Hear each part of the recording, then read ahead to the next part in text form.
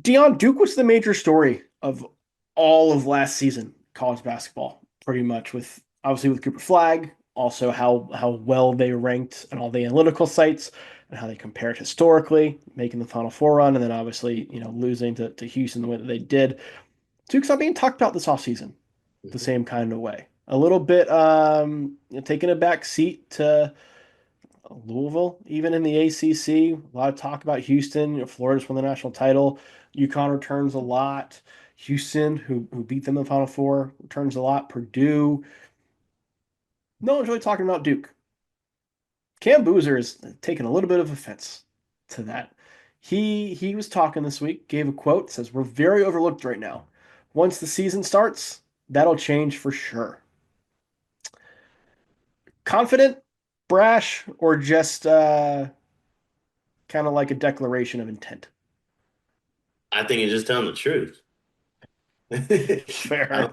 I think he's just telling the truth. I mean, we're talking about a team, top five team in the country. You know what I mean?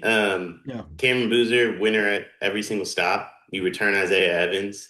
Um, Caleb Foster, by the way, have you seen the pictures of Caleb Foster? And who knows what it winds up looking like on the court, but he's jacked. I'm done with the Caleb Foster talk. Man, I spent all last season wondering, or last offseason, wondering if he was going to be a productive player for Duke, and Duke fans were telling me I'm an idiot, and then he's out of the rotation immediately. Yeah, the same thing happened to me. I definitely got clipped saying like he wasn't going to be very good, and then he wound up not being very good. So I mean, I get it, but he's intriguing, and much like last year, I don't think he's very necessary because you also have Caden Boozer, you have Sebastian Wilkins, Dame Sarr, Darren Harris, like so on and so forth to where it's like, yeah, it's if Caleb Foster takes a leap, that's sick. But like you also Right. don't need him to fully take a leap. The front court you have Patrick, Big Pat. I And steer Gongba. away from Big Pat. You have Malik Brown. You also have Nick Kamenia, Cameron Boozer. We're talking about a very, very, very, very, very good Duke team that no one's talking about. He's not wrong. They are flying underneath the radar. This team is incredible. They're going to be incredible. I'm a member of the Brotherhood. First off, I love the Brotherhood. And I think Shire can coach a little bit more than he gets credit for. I think he's returning a lot of guys. He's bringing in a lot of he only brings in dudes. Like he doesn't Yeah. bring in guys that like can't hoop. So when you look at the returning guys that he has with the dudes he's bringing in, you would think they're going to be talked about a lot more. And once that ball tips, you better believe they're going to be talked about a lot.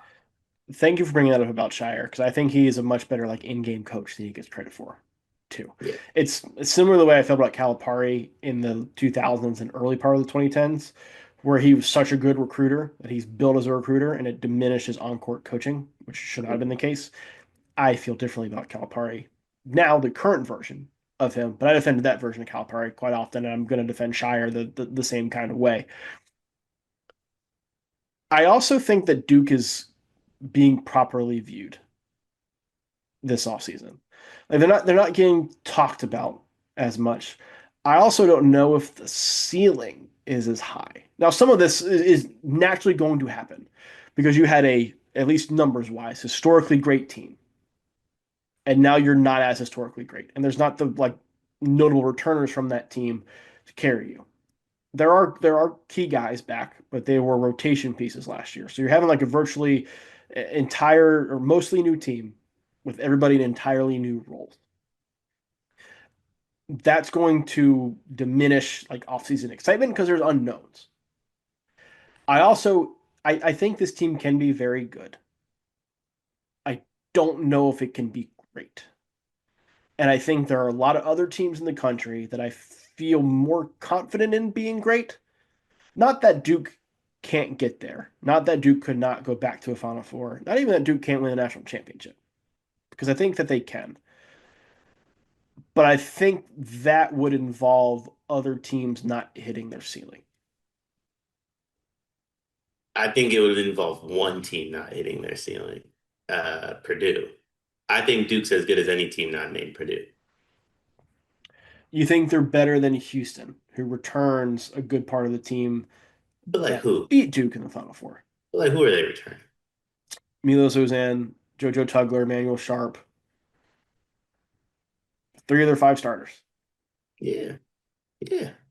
I mean, Duke's returning Isaiah Evans, Big Pat, Malik Brown, Caleb Foster, and then they're adding Cameron Boozer. I think the fun aspect of Houston is the addition of Chris Sinat, right? And that's what brings a Correct. ton of excitement. So I think the same thing that could be said, which I don't disagree with your statement of like, there's normally excitement around returnees, Yeah. not incoming players. The same could be said for Houston, though.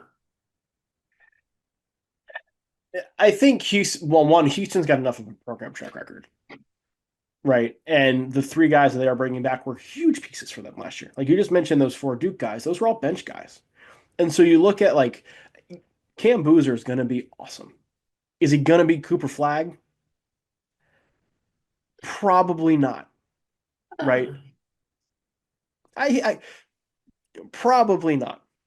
The other freshmen that are coming in, are they going to be Con Knippel? Are they going to be Man Man? Are they going to be top 10 picks in the draft? Again, maybe they have like the talent to. I'm not totally writing it off, but probably not. And so, like, if you just go like down the list, you're probably not as good as you were last year.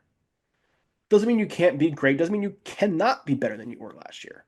But I think the offseason temperament of still having Duke as a top 10 team, not talking about them with the same kind of excitement or upside that some of these other teams are being talked about, is understandable. Now, I say that from the media perspective, going through like this is why, at least in terms of me, I think the way that I do.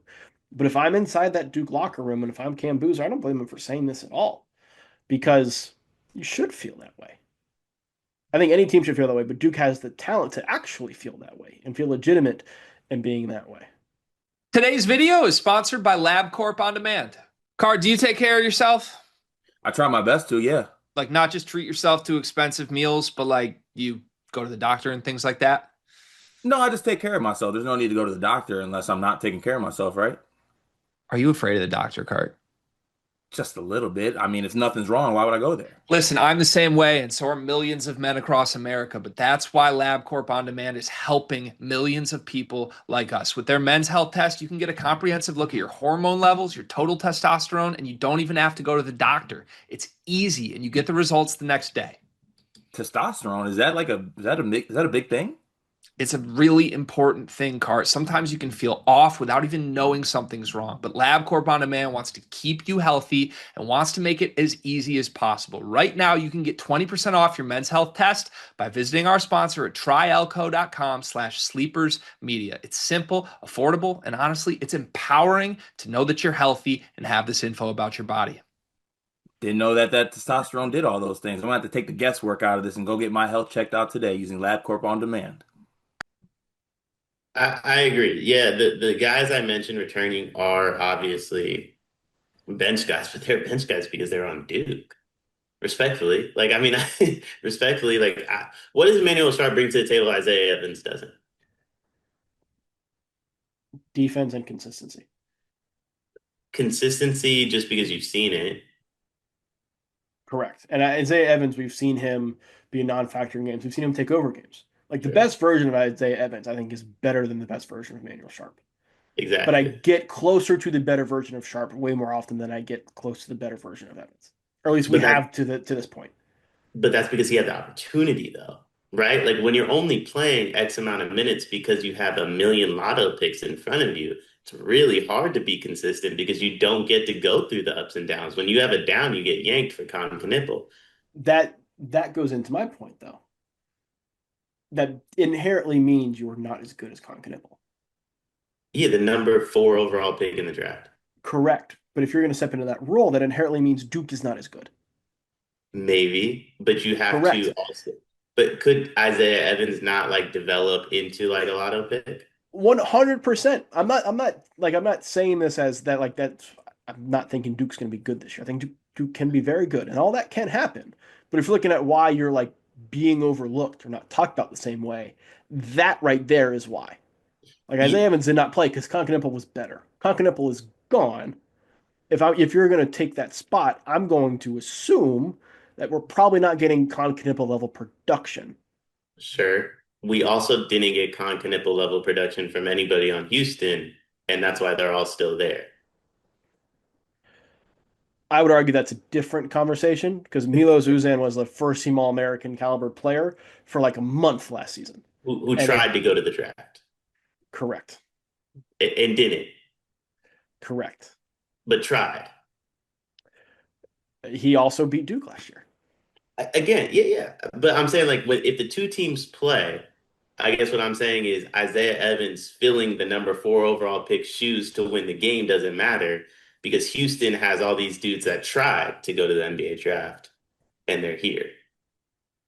I understand what you're saying. I understand what you're saying.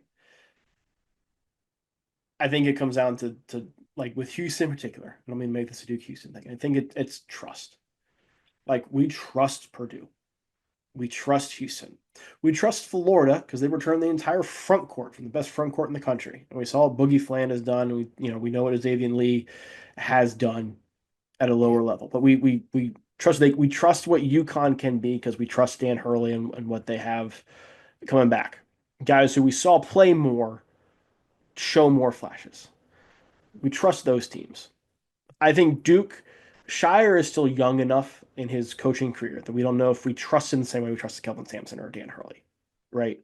The players who are returning might be better than Houston's guys or Purdue supporting cast or Florida supporting cast.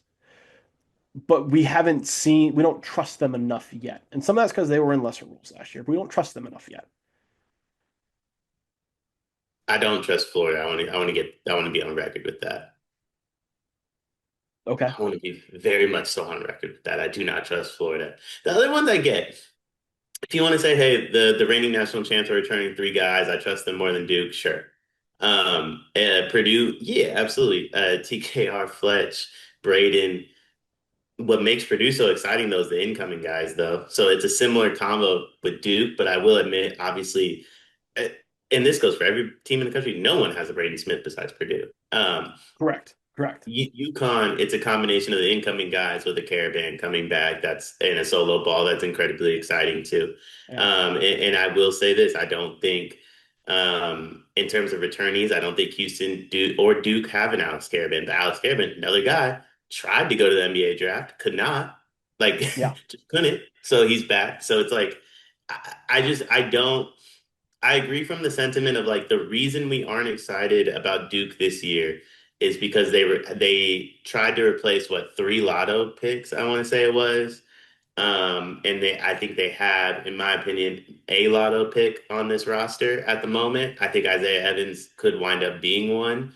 But most likely this is the team for Duke that sets up the team that we're very excited about, right? Because I think you'll have a Comedian come back. I think you'll have a Dame Sar come back. I think Caden Boozer will be back. I think Big Pat will most likely be back. Yeah. I also think there's a world Isaiah Evans might be back. Who knows, right? But I think you will wind up having a lot of returnees from this roster that sets up the team that we're so excited about. So I Yeah. get it from the perspective of like, hey, that's why we're not talking about them. I'll also say this: once that ball tips, it's on. And if you think Emmanuel Sharp and Milos Uzan are the ones that are stopping Cam Boozer and them, come on, let's find out. I get it from a Purdue perspective. I'm unmoved by UConn if I'm Duke. I'm unmoved by Houston if I'm Duke. I'm definitely unmoved by Xavier Lee if I'm Duke. Respectfully, I couldn't be If less moved. if I'm Duke, I feel that way. Yeah, And I love that this comes from Cam Boozer because I think if Duke is going to be in that realm and be rated the way that they want to be rated, Cam Boozer is going to have to be the guy that makes them there. That is like the star, right? That is like the number one option, the ACC Player of the Year caliber guy. And so for him to come out and be the one saying this, I do think bodes well, and I think bodes well for the mindset of this Duke team. I just think being overlooked because there's not enough tangible that we have right now to talk about them the same way we talk about the other elite teams at the top of the sport. yeah.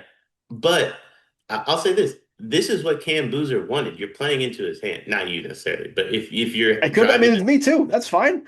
I'm not. but I don't say this to doubt Duke. I'm trying to rationalize why this is the but case. That's what he wanted, though, right? Yes. Yes. Look at Cam Boozer, Debanza, who I've learned I'm saying his name wrong, but I've decided I'm going to keep doing it, and DP.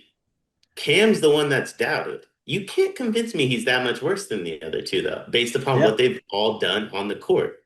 You can't convince me Duke is worse than Emmanuel Sharp, Milos Uzan backcourt. But we will drive home that narrative, right? And I get why. I also get why you'd rather um, when in the AAU game where Cam Boozer had like 45, 10, and 10, and AJ DePenza had 40, you would be more drawn to AJ's 40 than Cam's triple double in a win because of the way he does it, right? But that's what Cam wants. Please Yeah. overlook this Duke team. You would actually be playing away from what they want if you were driving home the narrative of Duke being in that realm. By driving home the narrative of them not being, that's exactly what Shire wants. That's exactly what Cam Boozer wants. And when that ball tips, it's on. And respectfully, JoJo Tugler ain't stopping Cam Boozer from doing anything. And let's find out. I would love to find out. I don't know if Tugler's the one you want to talk about stopping Duke because of that block on Con. I think it was Con Knipple in the title game where he legitimately did stop Duke from winning that game. Ain't on the team no more. Ain't on the team no more. Correct. I think this team could be very, very good. I think it's going to be a lot of fun to watch them play this season. Another team that I think will know the ceiling in November. Like we'll know what they can be the first time we see them on the court. Just a lot of unknowns right now, but I'm glad Cam Boozer's got this mindset. Wear it. Wear the chip on the shoulder. Duke doesn't get to do that very often. Well, he doesn't have it. It was given to him. And if you want to beat Cam Boozer and Duke, I would probably stop giving them the ammo that they're looking for. This video is brought to you by NBA 2K Labs or maybe college football labs because the people behind 2K Labs have just built something awesome. CFBLabs.com has everything you need to play college football 26 even better. Cart, you've been playing the game, right? I have been, but I'm behind the eight ball, Gregory. There's a lot of people out there who got a little bit of edge on me, but the good folks over at 2K Labs got me covered. They got the playbooks I need, the plays, the head-to-head coaches, knowing some teams. Obviously, way too many college football teams. I need the inside edge here, and they got all different types of things to help me get that edge. Yeah, I jumped in and started playing Road to Glory over the weekend, and I ended up like a 2-star recruit that did not get one snap in season one because I chose the wrong school with the wrong roster that was way too loaded. Had I known that CFBLabs.com exists, I would have made a much more wise decision in my Road to Glory mode. They've got teams, playbooks, coaches, team comparison tools. You can literally see every single play in the game, every player in the game, their rating, what they're good at, all in one consolidated place online to help you make the right choices and win more games in college football 26. CFBLabs.com. Go check it out.